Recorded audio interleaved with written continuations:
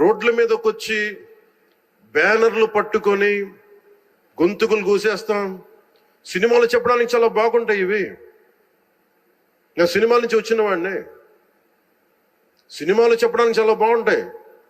నిజ జీవితంలో నమ్మి మోసపోకండి.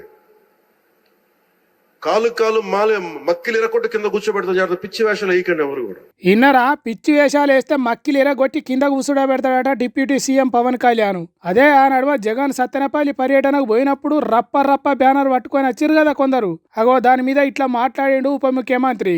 మక్కిలు ఇరగొడతాం చూసుకుంటా ఊకో అంటున్నాడు. సరే, మందిని రెచ్చగొట్టేటట్టు యాటపోతలను నరికినట్టు నరుకుతాం అన్నట్టు రాసుడు మంచిది కావచ్చు గాని వాళ్లకు శిక్షలు ఇవ్వాల్సింది ఎవరు?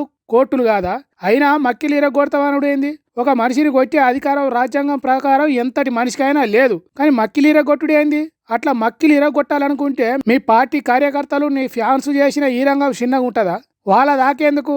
మీరు మైకు పట్టుకుంటే ఎట్లా ఊగిపోతారో ఒక్కసారి యాది చేసుకోండి. తొక్కి పట్టి నారదీస్తా, ఒక్కొక్కరిని రోడ్ల మీద ఉరికించుకుంటా కొడతాం, భీమ్లా నాయకు ట్రీట్మెంట్ ఇస్తాం, కీళ్ళు ఇరగొట్టి లోపటేస్తాం అనే డైలాగులు ప్రతిపక్షంలో ఉన్నప్పుడు ఎన్నిసార్లు చెప్పలేదు? సినిమాలు వేరు, రాజకీయం వేరైతే నీ సినిమాలు చూసి జుట్టు పెంచుకున్నోళ్లకు, గత్తర బట్టలు వేసుకున్నోళ్లకు ఎప్పుడన్నా చెప్పినవా? అరే బాబు, నా సినిమాలు చూసి నా తీరుగా బట్టలు వేసుకున్నాడు, హెయిర్ స్టైల్ పెంచుకున్నాడు కరెక్ట్ కాదురా, సినిమాలు వేరు జీవితం వేరు అని చెప్పినవా ఎప్పుడన్నా? అంటే తన దానిక వస్తే తత్వం బోధపడదన్నట్టు నువ్వు అధికారంలో ఉన్నందుకు సినిమా డైలాగులు ప్రతిపక్ష పార్టీ వాళ్ళు పెట్టినందుకు మక్కిలీరగొడతా అంటావా? ఇదెక్కడి న్యాయం పవన్ కళ్యాణ్ అని అంటున్నారు.